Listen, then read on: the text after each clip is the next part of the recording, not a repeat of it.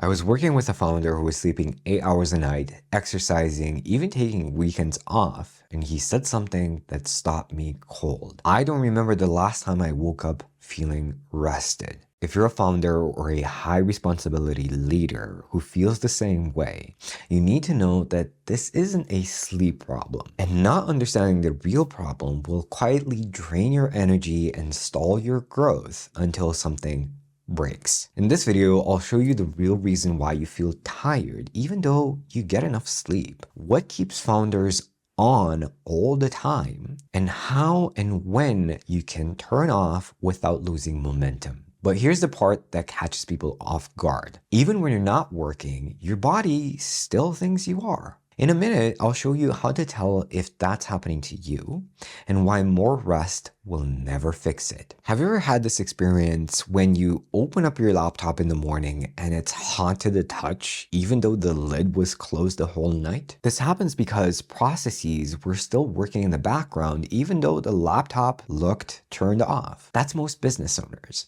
Their minds are obsessing over the business every waking moment, and that stress is carried in their sleep. They didn't rest. They wrestled with their problems. But here's the truth. You're so used to carrying the responsibility of the outcomes alone, and it's the main thing slowing everyone down. I learned this the hard way, and it was only when I did something drastic that I leveled up my business and my people. When working with clients, I would take on the responsibility of their job as well. So I would constantly check in to see if they were doing what they were supposed to do. I called it accountability, but it was really anxiety. It made me secretly resent my clients while always giving me more stress than security. Until one day when I had enough. I gave my all when it came to what I was responsible for and stopped there. Because I had stopped pestering my clients, they came back with incredible results. It was in that moment that I realized that this was the key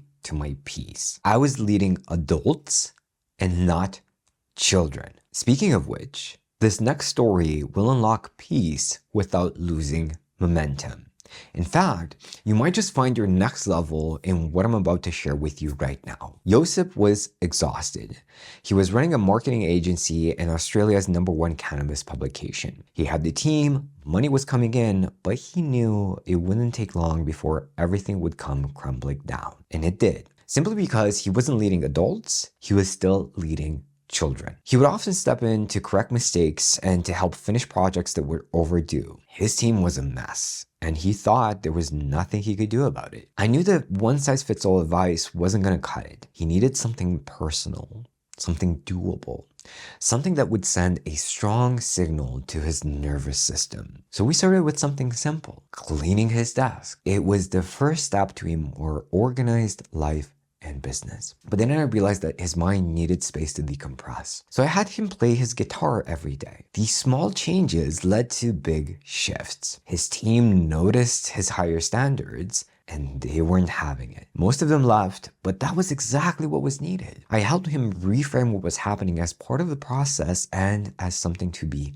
celebrated. He quickly found a remote employee who could do the jobs of 2 of his previous team members, and at a better rate. Josip finally became the leader he always knew he could be, but never dared to be. Because big changes don't happen in big chunks. They happen in small steps that produce leverage. And that is the language of true business owners. Not hustle, not grind, always leverage. You see, what changed everything for Josip wasn't working harder or caring less. It was removing himself as the bottleneck without things breaking. Watch this video next because I show you exactly how founders do that safely.